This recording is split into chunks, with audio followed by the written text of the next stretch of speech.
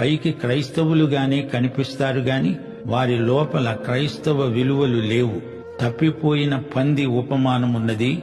కడుగబడిన పంది బురదలో దొర్లడానికి మరలినట్లు అనే సామెత. కుమారుడు పందుల మందలో ఉన్నాడు. పంది కుమారుడు కాకపోయినా తండ్రి దగ్గరికి వెళ్ళింది, కడుగబడింది, మంచి వస్త్రాలు దానికి తొడిగించారు, పండ్లు తోమారు, అలంకరించారు, ముస్తాబు చేశారు.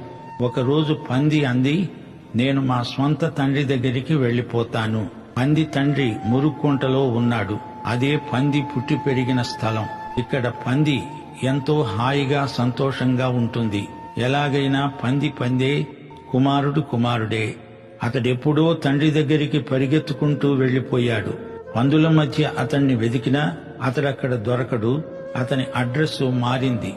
పందుల మధ్యనే ఉండిపోతే అతడు కుమారుడు కాడు, పందే.